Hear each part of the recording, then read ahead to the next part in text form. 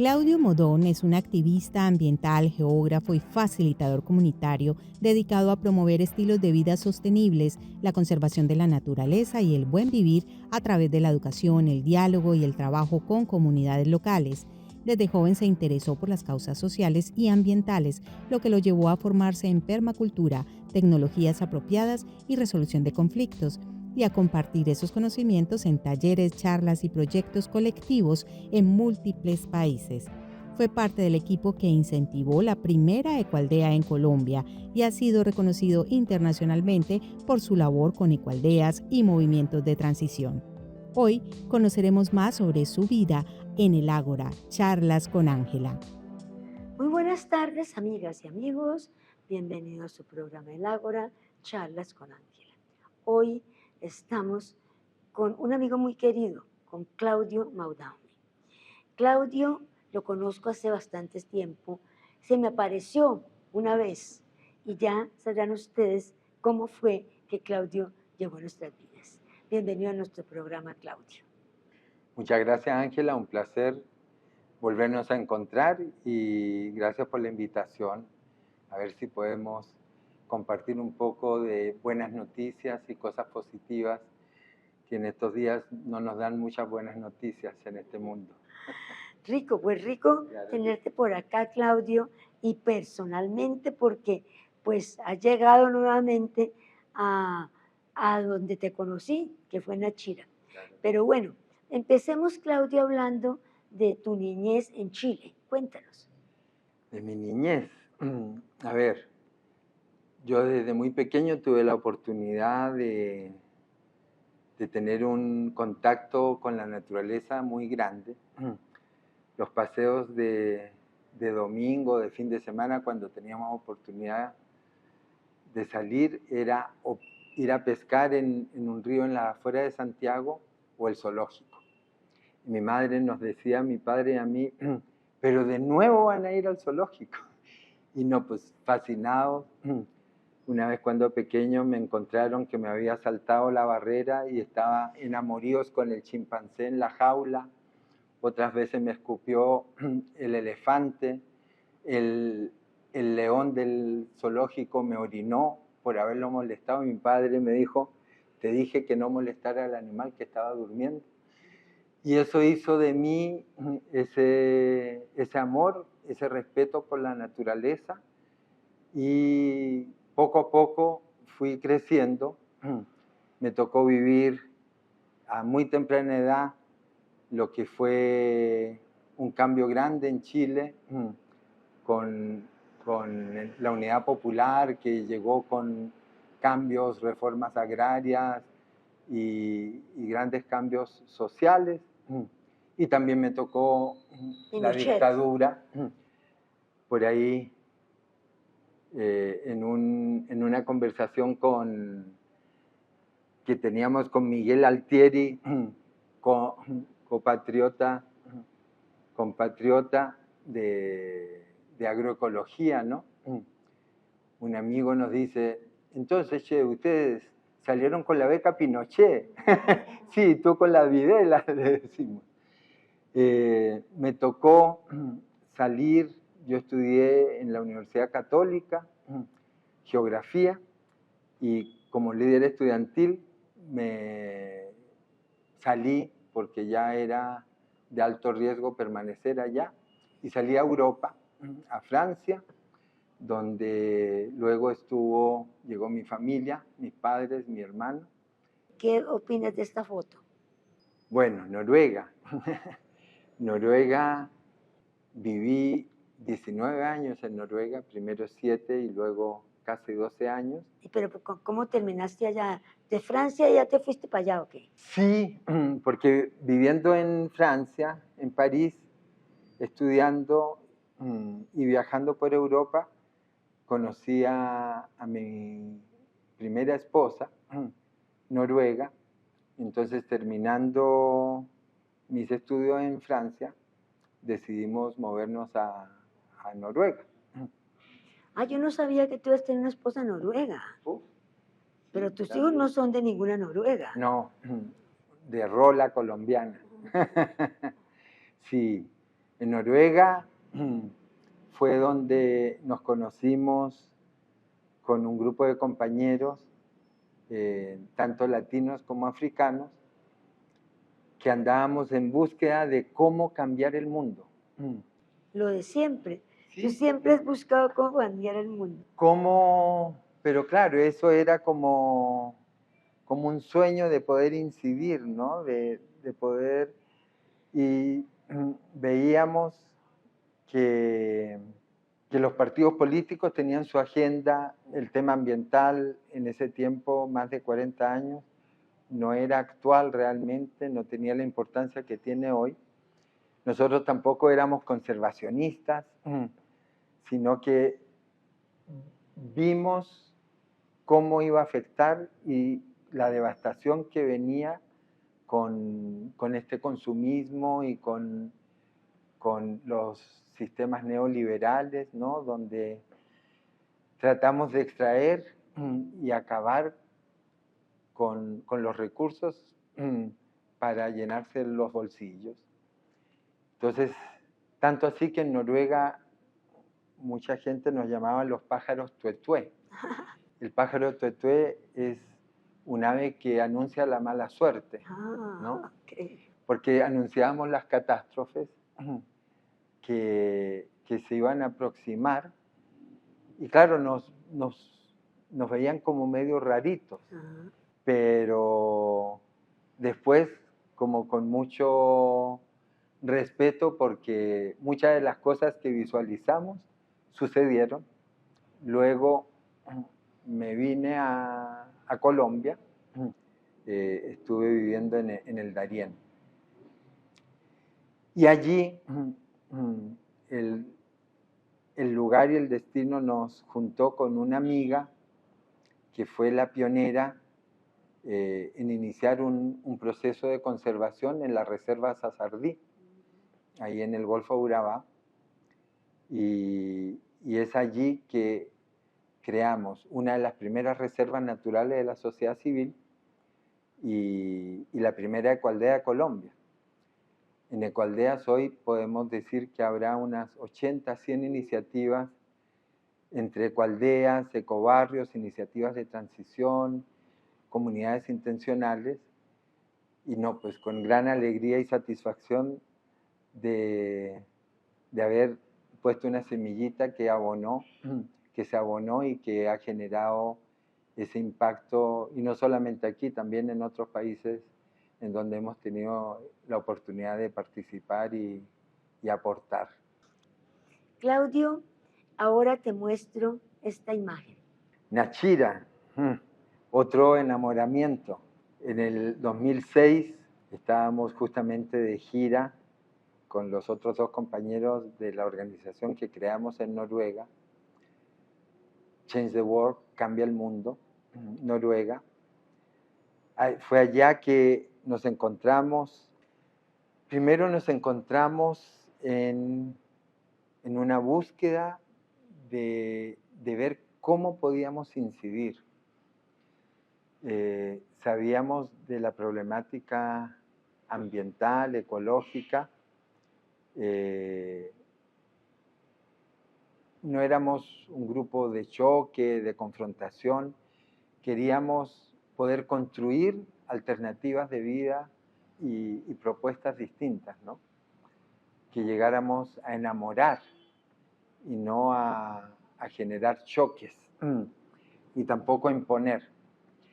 Y fue en Noruega que conocimos la permacultura como concepto, un concepto de diseño de sistemas integrales.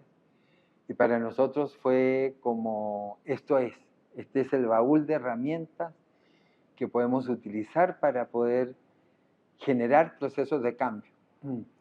Podemos aprender, compartir esas herramientas, y ya será de las comunidades ver cómo las utilizan. Al menos que sepan que hay formas como hacer las cosas diferentes. Pues yo me acuerdo que yo puse un mensaje en un chat, y que en ese mensaje puse que necesitamos a alguien que supiera de manejo de aguas residuales, porque estamos pues queríamos hacer muy ecológicos, en el polo no había agua, tampoco había manejo de aguas residuales, eso era terrible porque pues nadie, eso olía a diablos porque allí nadie sabía qué era eso. Entonces, pues pusimos porque queríamos ver si se puede hacer un baño seco con humedales. Yo me acuerdo que yo puse un chat que si había alguien que sabía de eso. Y resulta que en esas aparecieron los noruegos. Entonces dijimos que sí, que rico los noruegos que vinieran. Y entonces, bueno, ustedes dijeron que sí, sí. Cuando llegaron 3 chilenos. Para que vean. En ese tiempo... Y me acuerdo que nos dijeron, no, es que nosotros allá, cuando estamos allá en Noruega. en Noruega, no podemos ayudar a nadie, porque allá todo el mundo tiene de todo. Entonces acá vinimos a ver qué los podemos ayudar. Así fue. Así fue y justamente coincidió de que estábamos los tres acá en Noruega, en una gira como la que hacemos ahora, de mucho corazón, nunca con financiaciones, realmente quijoteando y haciendo el camino al andar. Y no sé, cuando tú empiezas a conocer que realmente existen alternativas, que son viables, que son de bajo costo, porque nos hemos enfocado a buscar alternativas de bajo costo, sencillas, fácil de replicar, para que realmente sirvan como alternativas y oportunidades para la gente común y corriente de resolver sus necesidades, ¿no? Entonces, cuando llegamos a Nachira sin saber mucho tampoco, y llegamos y conocimos este grupo bellísimo de mujeres de todas las edades, de todos grupos étnicos, mestizas, medias indígenas, afro. Fue muy lindo con esa sencillez, con ese amor y con esa ilusión de la casa propia, ¿no? Con esa ilusión de haber pasado también situaciones muy duras, Sí, muy difíciles. Y entonces ese enamoramiento con Nachira, un canto de amor, fue inmediato. Compartimos un primer taller de permacultura, algunas herramientas que eran las que conocíamos en esos momentos de resolución de conflictos, animando a la gente que sí se podía, que ya habíamos conocido algunas experiencias en otras partes del mundo y que contaran con nosotros, ¿no? Eso fue hermoso. En ese primera avenida, la despedida fue, nos pusieron, hicimos una espiral, danzábamos. Hicimos una espiral. Sí, Sí, me tomados de la acuerdo, mano. sí, Y terminamos envueltos por estas 88 mujeres, nosotros llorando y abrazados por todas estas mujeres maravillosas. Y bueno, ese fue el primer contacto y el enamoramiento que tuvimos. Y el próximo desafío era cómo volver. claro. Era cómo volver. Sí, pero en realidad yo creo que ustedes llegaron y muy poquito después ya vino Patricia y vinieron los franceses, como que todo fue muy unido. Bueno, Y ya pero había esa fue la plática, búsqueda. Y ya había plática para hacer lo primero que hicimos, que fue el baño seco, y pues las parábolas, la parabólica solar y la cocina solar, y nosotros no teníamos casa ni nada, y de pronto construimos este monumento. Yo me acuerdo El que yo baño seco pensaba, con botellas y guagua y llantas de carro. eso sí, yo me acuerdo que yo pensaba, bueno, si de pronto hay una guerra y esto se acaba, ¿qué va a pasar aquí? Ajá. Porque lo único que va a quedar de aquí es eso. Entonces van a decir, bueno, esa cultura tan extraña. Lo único que tenía era un trono en un baño un seco. trono en un barro, en un cosa, en una cantidad Con de botellas llantas, PET. Y con encima de eso botellas una PET. botella, las paredes de botella, y pues, o sea, algo muy extraño. En todo caso, No, fue pues, algo muy especial, y las personas que lo construyeron, pues ahí todavía está la placa, ¿no? claro. De que ellas hicieron eso, y bueno, después... Con pues, botellas de una marcha por la paz aquí en Cali. exactamente, de acuerdo, sí, sí, sí. Pero bueno, esa fue una de las estrategias, justamente estando en Noruega y en Europa, cómo nos financiamos para poder volver a Nachira, poder acompañar procesos si no teníamos recursos.